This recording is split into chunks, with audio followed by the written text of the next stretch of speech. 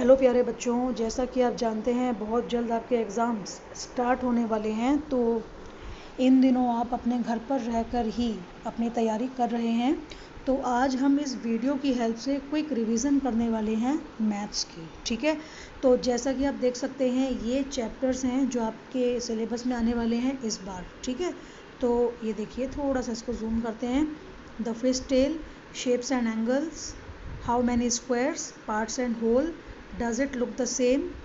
ठीक है, ये सेम है, इट्स नॉट सम, ये ए है, SAME, same. B by multiple, I will be your factor, और can you see the pattern. ठीक है, तो वैसे हमने रिवीजन कर ली थी ऑलरेडी जब तक हमने क्लास में रिवीजन क्लास लगाई थी। ठीक है, तो प्रैक्टिस भी की थी, बट अब आप क्योंकि काफ़ी दिनों से घर पर हैं और घर पर रहकर ही प्रैक्टिस कर रहे हैं, तो मुझे लगा कि क्यों ना हम एक क्विक रिवीजन करें। ठीक है, तो इस वीडियो की हेल्प से हम बहुत ही ब्रीफ में रिवाइज़ करेंगे कि क्या क्या चीज़ें हमने अपनी नोटबुक में की है। और ध्यान रखिएगा कि नोटबुक के साथ साथ स्पेशली जब हम मैथ्स की बात करते हैं तो आपको बुक में से भी ज़रूर रिवीजन करनी है। और हालांकि ये बात हर सब्जेक्ट के लिए होती है कि सिर्फ नोटबुक में से ना रिवाइज़ करके आप बुक में से भी रिवीजन करें। ठीक है, तो सबसे पहला वर्क जो हमने अपनी मैथ्स की कॉपी में किया है वो क्या है, शेप्स।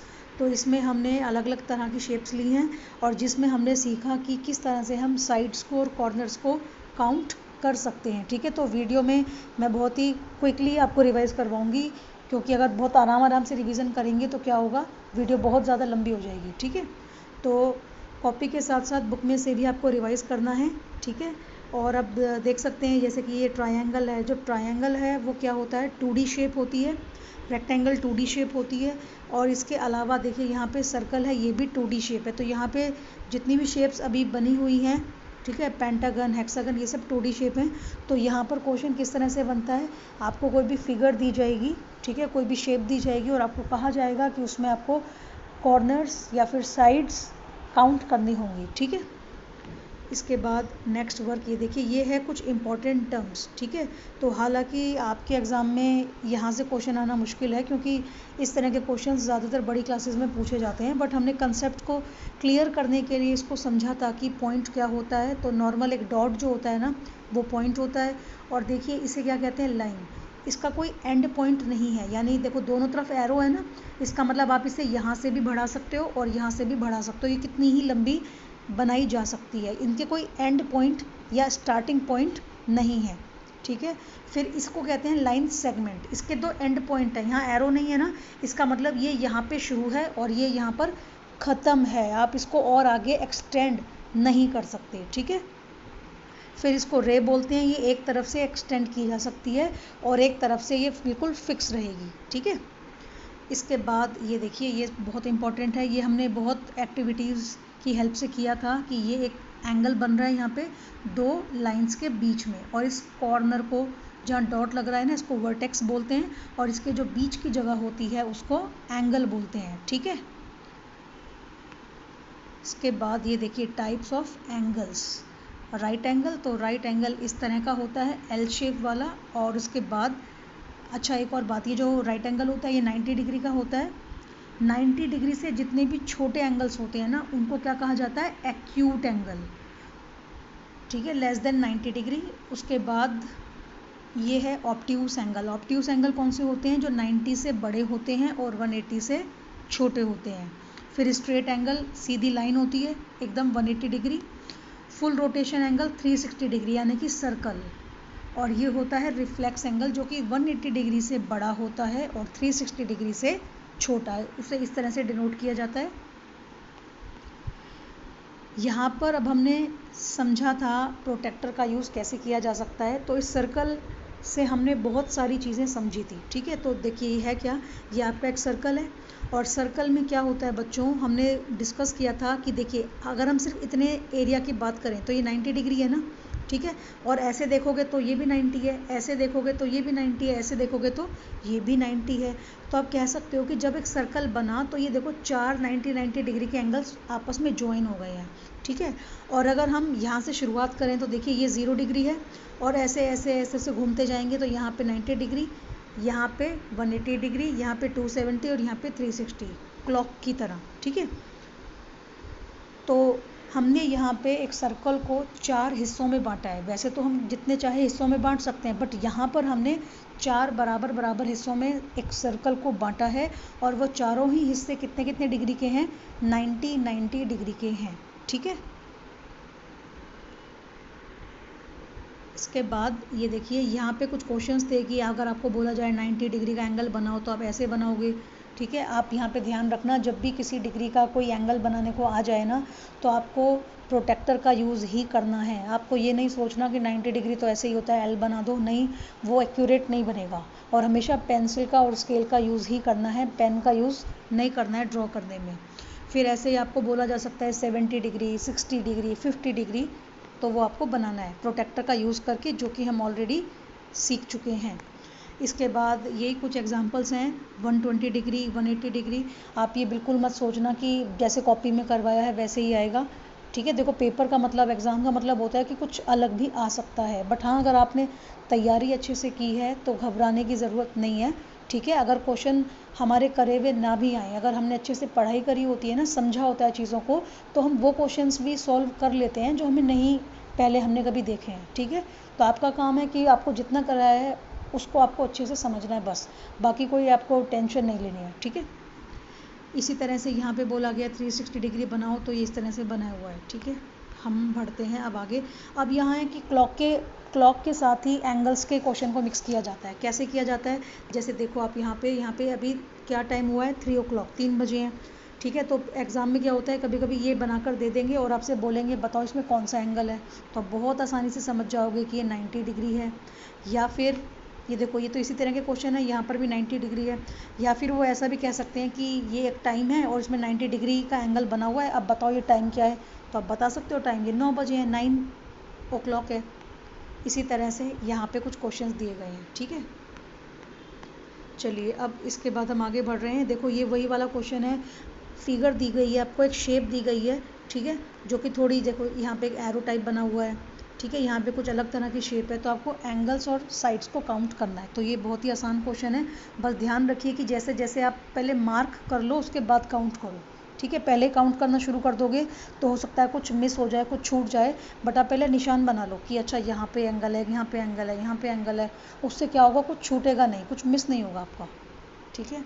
चलिए, अब हम आगे बढ़ते हैं। अब देखो, ये क्या क्वेश्चन है, ये हैं फ्रैक्शन और एंगल्स मिक्स कर दिए। अब फ्रैक्शन हमने पहले भी पढ़ा था और इन दिनों में भी हमने बहुत इसकी प्रैक्टिस की है। तो यहाँ पे ऐसे क्वेश्चन बन जाते हैं, 1/2 ऑफ राइट एंगल। ठीक है। तो 1/2 को एज इट इज़ लिख दो। ऑफ का मतलब क्या होता है, का, यानी कि मल्टीप्लाई। ठीक है। राइट एंगल का हाफ आपको बताना है, इसको हाफ भी पढ़ते हैं ना। राइट एंगल मतलब 90 डिग्री। तो बस अब इसको क्या करना है, आपको सिंप्लीफाई करना है। ठीक है। काटना है, सिंपल भाषा में काटना है, और थोड़ा मैथ्स की लैंग्वेज में इसको सिंप्लीफाई करना है। तो वही 2 का टेबल से आपने करा, 2 4 2 5 10, 45 डिग्री ज़रूर लगाना है आपको यहाँ पे, क्योंकि यहाँ पे राइट एंगल है। इसी तरह से यहाँ कुछ भी लिखा हो सकता है, बस आपको ये देखना है कि अच्छा फुल रोटेशन है तो 360 डिग्री, यहाँ पे स्ट्रेट एंगल आ जाएगा तो क्या होगा, 180 डिग्री। ठीक है। इस तरह के क्वेश्चन हैं।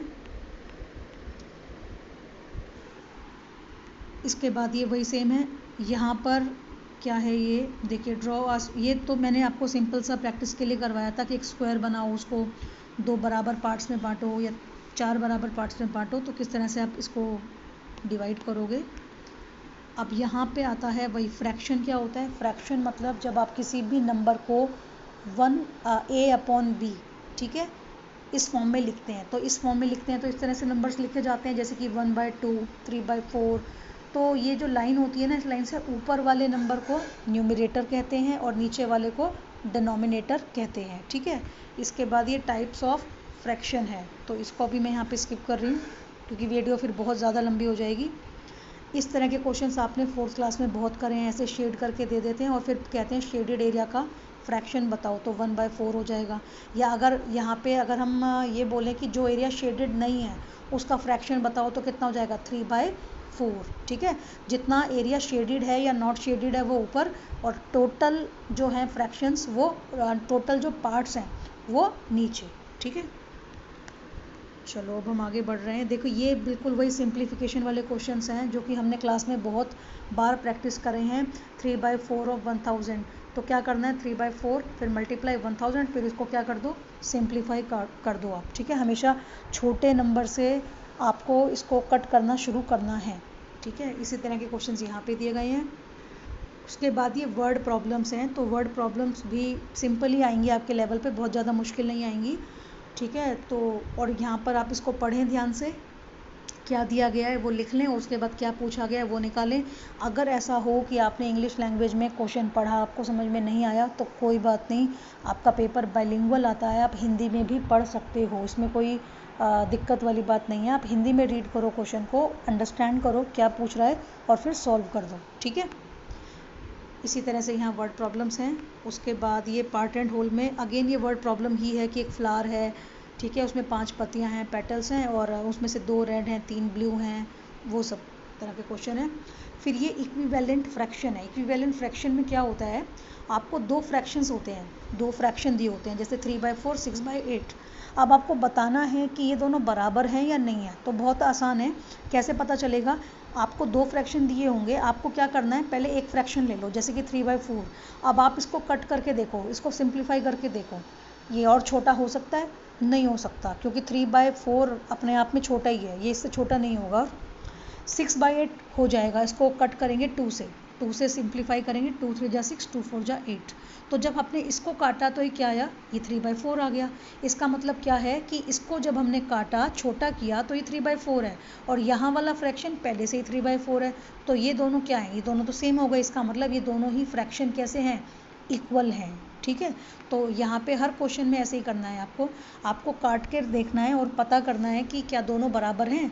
अगर काटने के बाद, सिंप्लीफाई करने के बाद बराबर आ गया तो यस, दोनों बराबर हैं, नहीं है तो नॉट इक्वल का निशान आ जाएगा, ठीक है।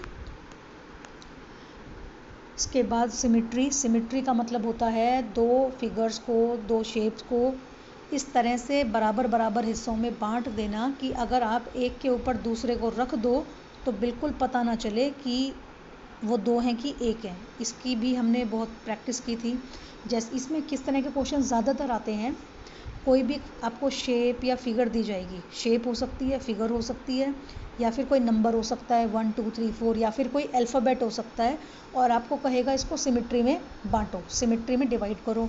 अगर सिमिट्री में डिवाइड हो सकता है तो अच्छी बात है, और अगर नहीं हो सकता तो आपको सिंपल लिखना होगा कि भाई ये नॉन सिमिट्रिकल है, ये डिवाइड नहीं होगा, ये सिमिट्रिकल फॉर्म में नहीं हम इसको बना पाएंगे, ठीक है। जैसे कि ये जे है, अब जे में क्या लिखा है, नॉन सिमेट्रिकल, क्योंकि जे को आप ऐसे या फिर ऐसे जैसे मर्जी करो, ये इक्वल पार्ट्स में डिवाइड नहीं होएगा। ये एक्स है, ये हो जाएगा, इसलिए एस लिखा है यहाँ पर हमने। ये हार्ट शेप है, ये भी सिमेट्रिकल है, ऐसे ऐसे बांटोगे तो 2 पार्ट्स हो जाएंगे, ठीक है। यहाँ पर वही उसी तरह के कंसेप्ट्स दिखाए गए हैं। अच्छा, मिरर हाफ का मतलब वही होता है कि जब आप कोई भी एक फिगर लोगे तो उसको जब आप मिरर में देखोगे तो उसका आधा हिस्सा किस तरह से नज़र आएगा, ठीक है। सिमेट्री उसकी किस तरह से बनेगी वो आप शीशे में देख सकते हो, तो उसी को मिरर हाफ कहते हैं, इक्वल पार्ट्स में डिवाइड करना।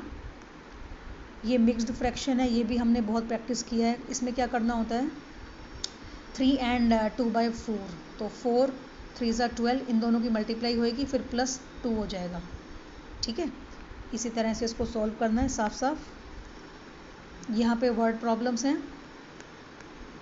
उसके बाद ये अगेन मिरर हाफ है। अच्छा, ये है रोटेशन ऑफ शेप, तो जब हम इस तरह से रोटेट करते हैं तो वो 1/4 रोटेशन होती है, 90 डिग्री पे रोटेट करते हैं। जब हम पूरा इतना रोटेट कर देते हैं, देखो इतना, ठीक है, तो ये 1/2 रोटेशन होती है जो कि 180 डिग्री की होती है। और जब हम ऐसे घुमा देते हैं, देखो ऐसे इतना ज़्यादा घुमा देते हैं, तो ये 270 डिग्री वाली रोटेशन होती है, यानी कि 3/4। और जब आप पूरा ऐसे घुमा दोगे तो ये क्या हो जाता है, ये फुल रोटेशन हो जाता है, 360 डिग्री, है ना। तो ये इसके कुछ एग्जांपल्स हैं यहाँ पर, अब आप इसको देख लीजिएगा। ये अगेन रोटेशन के ही क्वेश्चंस हैं। ये मिरर हाफ है कि किस तरह से हम मिरर हाफ अल्फ़ाबेटिकल शेप्स को कर सकते हैं, और ये मैंने आपको बताया था किस किस तरह से हम इसको देखिए डिवाइड कर सकते हैं, ताकि आपको रोटेशन में दिक्कत ना आए। ये आपने हाथ से बनाया भी था, आपको याद होगा।